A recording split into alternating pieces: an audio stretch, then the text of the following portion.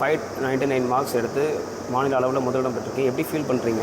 எனக்கு ரொம்ப ஹாப்பியாக இருக்குது. நான் arts with CA stream 599 score பண்ணியிருக்கேன். என்னோட பேரண்ட்ஸ் எவ்வளோ சப்போர்ட் பண்ணாங்க? என் பேரண்ட்ஸ் எனக்கு ரொம்ப சப்போர்ட் பண்ணாங்க. அவங்க என்னோடய பில்லர் மாதிரி இருந்தாங்க. எங்கள் அம்மா எனக்கு எப்பவுமே சப்போர்ட் பண்ணிட்டே இருப்பாங்க. எங்கள் அம்மா எனக்கு கான்ஸ்டண்ட்டாக சொல்லிட்டே இருப்பாங்க படின்னு. அதுலேயே தான் எனக்கு படிக்கணும்னு ரொம்ப இதாக. என்னோடய ஃப்யூச்சர் பிளான் என்ன?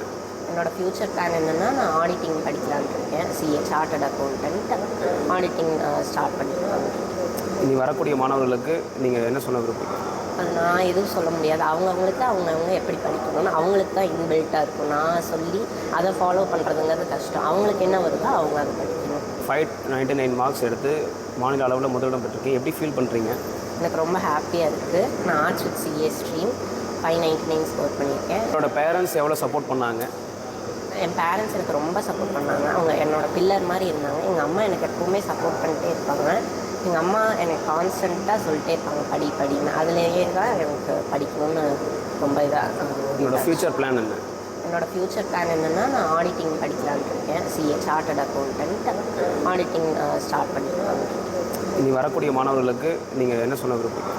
அது நான் எதுவும் சொல்ல முடியாது. அவங்கவுங்களுக்கு அவங்கவுங்க எப்படி படிக்கணும்னு அவங்களுக்கு தான் இன்பில்ட்டாக இருக்கும். நான் சொல்லி அதை ஃபாலோ பண்ணுறதுங்கிறது கஷ்டம். அவங்களுக்கு என்ன வருதோ அவங்க அதை படிக்கணும்.